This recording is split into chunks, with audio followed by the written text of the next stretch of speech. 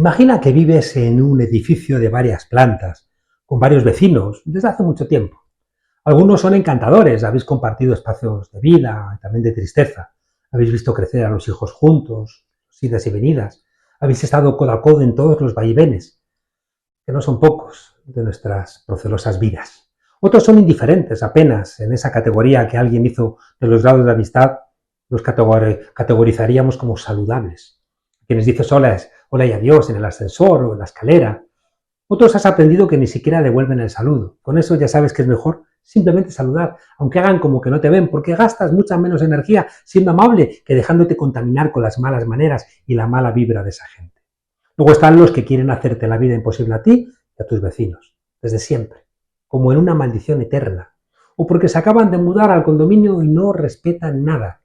Ahí la cosa se complica y según lo que hagas tendrás problemas o soluciones. En el mundo europeo hay una gran discusión sobre qué hacer con el que siempre ha sido ya no el vecino, sino el casero malvado de todo el edificio, esto es, los Estados Unidos. Algunos ponen el ejemplo de los acuerdos de Múnich, el 30 de septiembre de 1938, donde el primer ministro británico Neville Chamberlain, junto con el francés Edouard Daladier y el italiano Benito Mussolini, firmaron con Hitler la llamada política de apaciguamiento, la paz. Es lo que se llama paz, pero a cambio de territorios. Autorizaban a Alemania a ocupar los Sudetes, una zona de Checoslovaquia, con la excusa de que allí había una minoría de germanoparlantes. Pero la realidad era otra. La doctrina del Lebensraum, del espacio vital, acuñada por el geógrafo alemán Friedrich Ratzel a finales del siglo XIX, había sido interiorizada por Hitler, que terminó, ¿qué? Pues anexionándose a Austria, ocupando Checoslovaquia, Polonia, Croacia, Rumanía, Suecia, etcétera, etcétera, etcétera. Todo en nombre de la idea de Ein Volk, ein Reich, ein Führer. Esto es, un pueblo, un imperio, un líder. El movimiento de Trump, el Make America Great Again, hagamos América grande de nuevo, pues ya no tienen ni a los Sioux, ni a los Comanches, ni a los Apaches para matarles y conquistarles y recuerda demasiado a lo de Hitler. A la vuelta, Chamberlain dijo, creo que es la paz para nuestro tiempo. Menos de un año después, en septiembre del 39, comenzaba la guerra mundial con la invasión alemana de Polonia. Si no paras a los monstruos a tiempo, luego todo es peor. La novena cumbre de la CELAC, la Comunidad de Estados Latinoamericanos y Caribeños, que se desarrolla esta semana en Tegucigalpa, en Honduras, es la respuesta más inteligente al vecino que ya no solamente es molesto, sino que está haciendo la vida imposible a los demás inquilinos con su grosería, su rudeza, su respeto y sus maneras violentas. La unidad de Latinoamérica no es algo nuevo, fue una propuesta histórica desde al menos el Congreso Anfictiónico, una idea de Grecia, que tuvo lugar este congreso en Panamá en 1826, impulsado por Bolívar, gobernaba en México, que mandó representación Guadalupe Victoria, el primer presidente del México independiente. Aquel congreso fracasó porque los Estados Unidos llevan desde esos mismos tiempos intentando malograr ese sueño de Simón Bolívar y otros. Siempre Estados Unidos ha tenido más cañones. La CELAC fue fundada un 3 de diciembre de 2011 en Caracas, Venezuela, en una cumbre histórica que reunió a 33 países de América Latina y del Caribe, los mismos que han estado presentes ahora en Tegucigalpa. Aunque su creación venía de antes, con la Cumbre de la Unidad de América Latina y el Caribe, celebrada en México en 2010. La unidad territorial siempre es una historia de pasito a pasito. La CELAC nació como una respuesta a la hegemonía de Estados Unidos en toda la región. Su objetivo principal sigue siendo construir un bloque regional sin la participación de Estados Unidos ni de Canadá, es decir, una integración radicalmente diferente a la OEA, a la Organización de Estados Americanos dominada por Washington. La OEA nació en Bogotá en el 48 del siglo pasado, como una institución propia de la Guerra Fría. Recordemos que en 1962 la OEA expulsó a Cuba de la organización porque Estados Unidos lo mandó, pero mucho antes ya se había involucrado en golpes de Estado de derecha impulsados por los Estados Unidos, no sé, en el derrocamiento de Jacobo Arbenz en Guatemala, en golpes de Estado en Brasil, hasta recientemente, cuando hemos visto a la OEA apoyar los ataques contra Venezuela o contra Bolivia, además de los persistentes contra Cuba. El Ministerio de Colonias yanqui lo llamó Manuel Ugarte, un destacado intelectual y político argentino, y así continuaron llamándola Raúl Roa, el canciller de la dignidad cubano, el primer embajador ante la OEA, y luego también Fidel Castro y el Che Guevara, Ministerio de Colonias yanqui. Déjenme mostrarles la diferencia entre el trato uno a uno que busca la OEA, los Estados Unidos con los países de América Latina y lo que significa la CELAC. Si agarro un fósforo, un cerillo, lo quiero quebrar, es muy sencillo. Igual ocurre si agarro 2, o si agarro incluso 3. Lo rompo igual. Ah, pero cuidado. Si agarro la caja, si agarro la caja, aquí ya, esto ya no se plancha. Si va un vecino uno a uno va a hablar con el matón del piso de arriba, no es igual que si van todos los vecinos a golpear su puerta y pedirle explicaciones. La CELAC busca la integración regional sin tutelaje externo. Sus principios tienen que ver con los derechos humanos y debiera dar lo mismo que en sus reuniones estuvieran gobernantes de derecha como Milei o Noboa que presidentes claramente ubicados en la izquierda, como Maduro, Lula, Petro, Claudia Sheinbaum, Yamandú, cada cual con sus especificidades, claro. Pero digo que debiera dar lo mismo porque en verdad no es lo que pasa. Cuando el presidente Noboa entró en la Embajada de México en Quito de manera ilegal para secuestrar al ex vicepresidente Jorge Glass de Correa, lo que generó la primera crisis en la CELAC bajo la presidencia de Xiomara Castro, la presidenta de Honduras, Noboa estaba actuando contra la propia CELAC y, por supuesto, autorizado con los Estados Unidos que dividía a los países latinoamericanos. No hay ninguna integración regional, cuidado, que no cueste sangre, sudor y lágrimas, y buenos operadores. Decía que los principios de la CELAC están entre lo más hermoso, generoso y solidario de nuestras constituciones. La soberanía nacional y la no injerencia en los asuntos internos. La lucha contra la pobreza y la desigualdad. La defensa de la autodeterminación de los pueblos. La promoción de un nuevo orden mundial multipolar y justo.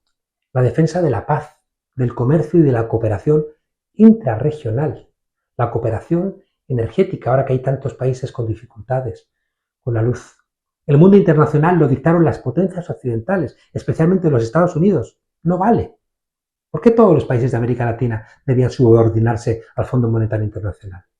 Tenemos que saber que en el Fondo Monetario Internacional cada país tiene un número de votos proporcional a su cuota de participación, es decir, a su aporte financiero al fondo. Esto quiere decir que los países más ricos tienen más poder de decisión. Estados Unidos tiene aproximadamente el 16,5% del total de votos y para que una decisión clave se apruebe se necesita el 85% de los votos. Es decir, Estados Unidos, con más del 15%, tiene poder de veto. Tienen 24 directores que representan a grupos de países, pero los países importantes, Estados Unidos, China, Japón, Alemania, tienen su director propio. Lo dirige el Fondo Monetario Europeo y el Banco Mundial, un gringo. Uno de los objetivos de la CELAC, tarde o temprano, será crear un Fondo Monetario del Sur. Si en vez del Fondo Monetario Internacional le prestara dinero a Argentina en la cooperación sur-sur latinoamericana, es evidente que el sufrimiento de ese pueblo ahora mismo sería infinitamente menor. Pero seamos conscientes de que países como El Salvador, ahora mismo, con el presidente Bukele, tienen una sumisión absoluta a los Estados Unidos. Bukele ha llegado a un acuerdo con Donald Trump para cobrar $20.000 por preso y año, para que el presidente norteamericano pueda deportar de una manera populista a cualquier inmigrante latinoamericano sin juicio, encerrándoles en un lugar donde no rigen los derechos humanos. No parece pues muy factible la voluntad de la CELAC de no ser un satélite de los Estados Unidos y de fomentar la unidad y la solidaridad entre los pueblos basada en la justicia social, la diversidad cultural y los derechos humanos. Pero sin embargo, hay que intentarlo. La Unión Europea nació compartiendo recursos esenciales después de matarnos entre nosotros. Una década antes habíamos llevado al continente a la guerra, por eso compartir el carbón y el acero con lo que se hace las armas. ¿Qué pasaría en el continente latinoamericano si se empezara a compartir la electricidad o el agua o los alimentos? Chávez empezó a compartir con los países pobres de la región el petróleo y ayudó a integrar la zona, a reducir las divisiones ideológicas, a empezar a pensar estructuras permanentes de cooperación, por ejemplo, una moneda regional o instituciones políticas comunes. No vamos a saber todo lo que se hable en esa cumbre, pero uno de los elementos esenciales va a tener que ver con la inteligencia artificial, que va a marcar el futuro. Si América Latina sigue usando ChatGPT o Interlink o la nube de Amazon, de Google, de Meta, la soberanía digital latinoamericana se desvanece. Pensamos que nos regalan cosas con Gmail o con el GPS, pero les estamos regalando los datos de las rutas, a dónde va la gente, cómo nos desplazamos, cuándo.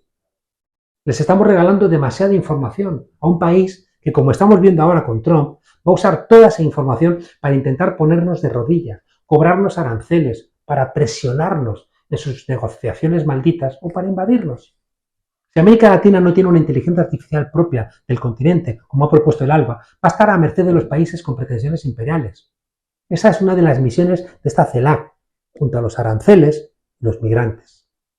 Frente a Bukele, que se ofrece a mercadear con seres humanos, cuyo único delito es haber ido a Estados Unidos a ofrecer el sudor de su frente, el México de Claudia Sheinbaum, la Colombia de Petro, la Honduras de Xiomara Castro, la Venezuela de Maduro, han exigido a Estados Unidos que trate a sus compatriotas con respeto, que no aceptan que les devuelvan esposados en aviones militares, tratados como animales, como escoria, porque esos presidentes y presidentas saben que la gente que no vive en sus propios países está fuera por necesidad y también son ciudadanos.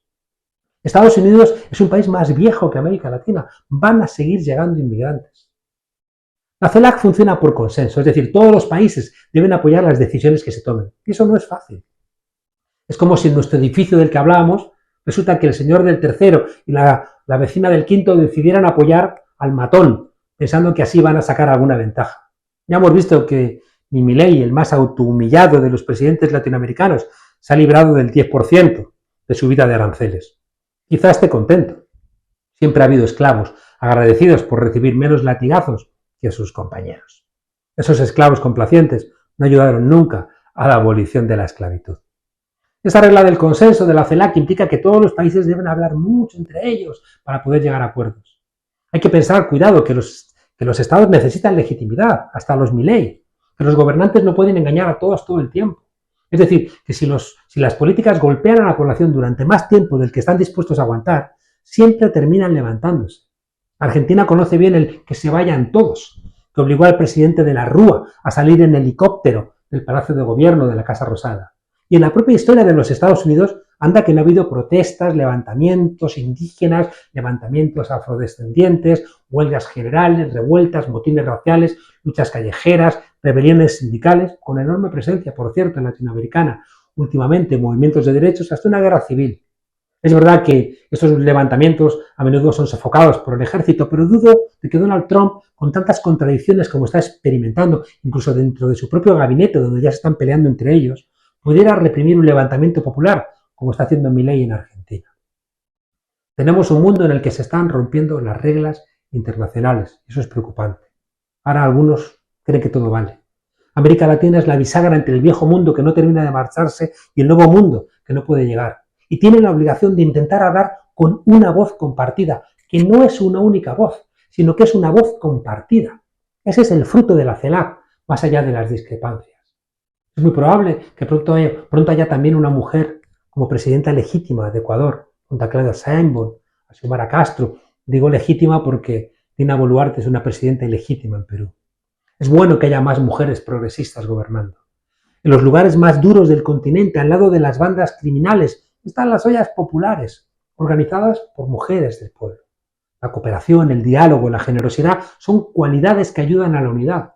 Así que con la primavera que empieza podemos darle un poquito más de espacio al optimismo. En tu edificio, el matón que hace la vida imposible a los vecinos va a acabar uno a uno con los vecinos que individualmente el planten cara, que no se juntan. Uno a uno, crack, va quebrando los cerillos de los fósforos.